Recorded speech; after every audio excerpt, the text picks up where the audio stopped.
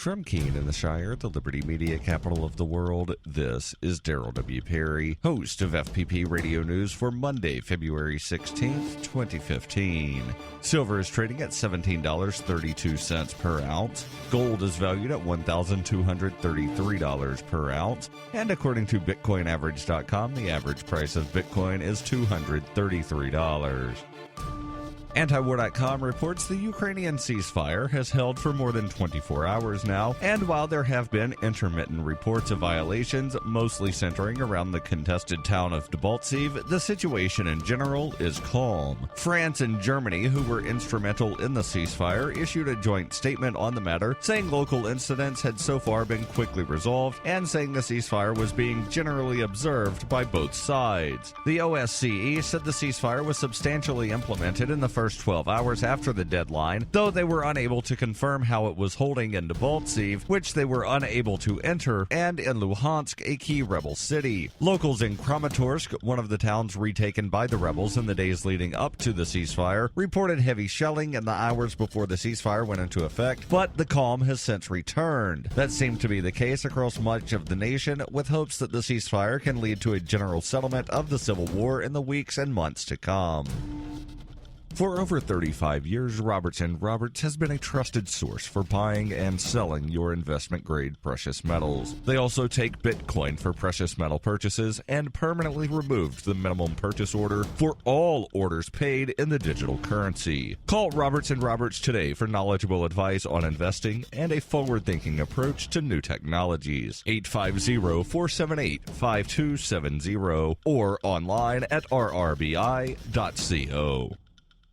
UPI reports the Israeli cabinet has approved a budget to finance the cost of expected influx of immigrants from Belgium, France, and Ukraine to Israel. The $46 million budget approved on Sunday includes plans to subsidize Hebrew lessons, provide individual assistance and information to immigrants, and to make it easier for them to go through the absorption process. Prime Minister Benjamin Netanyahu said during the cabinet meeting, "We are telling our Jewish brothers and sisters that Israel is your home." Netanyahu had previously urged Jews across Europe to return to Israel after the recent attacks on Jewish people in Europe and rising anti-Semitic sentiments. He said, "To the Jews of Europe and to the Jews of the world, I say that Israel is waiting for you with open arms. All Jewish immigrants who move to Israel are entitled to financial benefits under Israeli law." The Israeli Ministry of Immigrant Absorption had a record 6,658 Jewish immigrants from France to Israel last year. Last month, there were almost 2,000 immigrant petitions from France. More than 15,000 are expected to immigrate from France in 2015.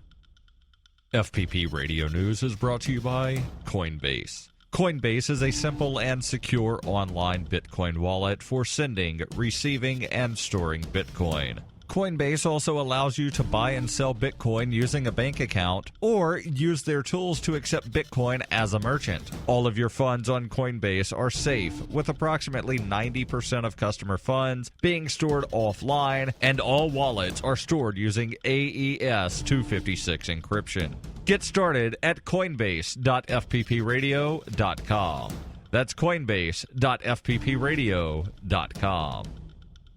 The Guardian reports John Boehner, the Republican Speaker of the House of Representatives, said on Sunday he was willing to let funding for the Department of Homeland Security lapse as part of a Republican push to roll back President Obama's executive action on immigration. Boehner told Fox News, "Senate Democrats are the ones standing in the way. They're the ones jeopardizing funding." Asked if he was prepared to let financing for the department lapse, he said, "Certainly. The House has acted. We've done our job." Boehner also said he did not consult the White House over his invitation to Israeli Prime Minister Benjamin Netanyahu to speak to Congress because the Obama administration might have interfered with that. With the February 27th deadline nearing for funding Homeland Security, more than 40 Senate Democrats have voted 3 times this month to block consideration of the Homeland Security Appropriations Bill, which has already been approved by the House. House Republicans have written their version of the bill so that it also blocks Obama's action on immigration. Democrats want to fund the department but oppose House amendments that strip funding from executive orders made in 2012 and 2014. Those orders lift the threat of deportation for millions of undocumented immigrants.